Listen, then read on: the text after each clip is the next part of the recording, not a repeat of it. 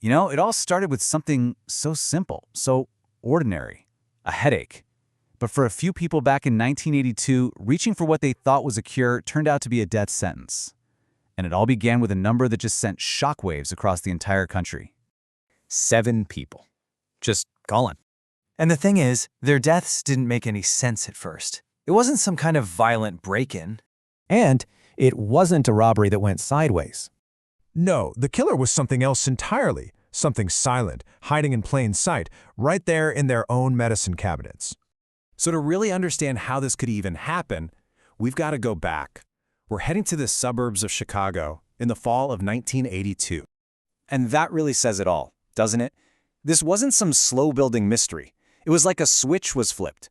One day things were normal, and the next, people were literally dropping dead for no apparent reason. It was an absolute nightmare. And what's so chilling is just how random it was. The very first victim was a 12-year-old girl named Mary Kellerman. She had a cold, took 1 Tylenol, and that was it. The poison didn't care who it was. It just struck healthy, ordinary people without any warning at all. Which brings us to the question at the heart of all this. How on earth does a product that's supposed to help you, to heal you, become a murder weapon? Well, the answer is just pure evil. The weapon was potassium cyanide. It's incredibly fast-acting, incredibly deadly. And the method? Well, it was something most people had never even dreamed was possible.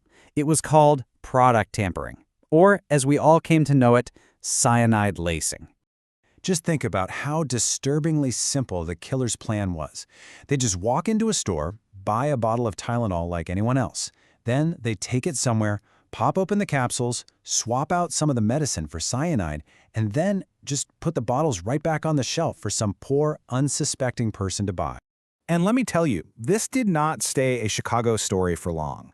This one act of local terror was about to explode into a full-blown national crisis. The mood across the country can pretty much be summed up in this one word: total panic. Think about it. If you couldn't trust Tylenol, what could you trust? People started throwing out all their medication, emergency rooms were getting swamped with calls.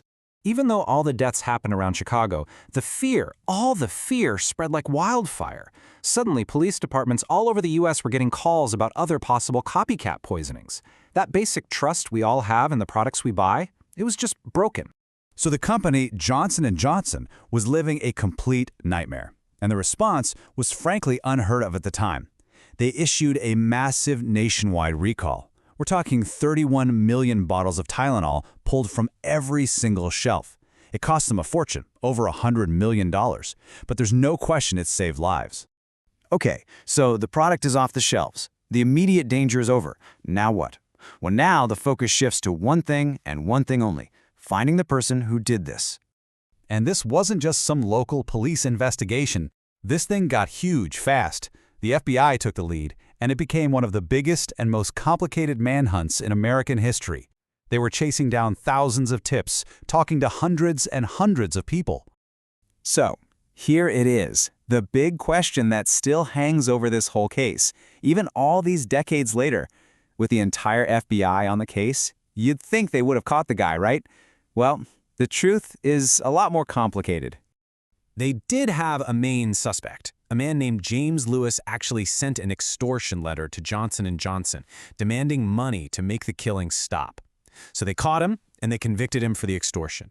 But, and this is the part that drives investigators crazy, they could never, ever directly tie him to the actual poisonings. There were other leads over the years, but nothing ever stuck. So if the killer was never caught, what's the legacy of this whole thing?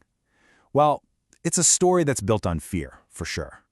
But it's also a story that led to some incredible, revolutionary changes. And this right here might be the single most important takeaway from this whole tragedy. The Tylenol murders completely changed the way we package and sell pretty much every over-the-counter product you can think of. The world you and I live in today was directly shaped by what happened in 1982. Just look at the difference. Before 1982, bottles just had a simple screw-off cap. That was it. After 1982, we got those foil seals you have to peel off, plastic rings that break when you open them. Johnson & Johnson even invented the solid caplet, a pill that's way harder to mess with in a capsule. We basically entered the age of tamper-proof everything. But even with all of those safety features we now take for granted, the most haunting part of this story is still true. The person who did this, who terrorized an entire nation and forced an industry to change, was never brought to justice. They just got away with it. And that leaves us with one last, really unsettling question, doesn't it? We've built all these walls around our products to keep us safe, but are they strong enough? The next time you open a bottle of medicine, just remember why that little foil seal is there. It's a legacy that reminds us that total, absolute safety is something we can never truly guarantee.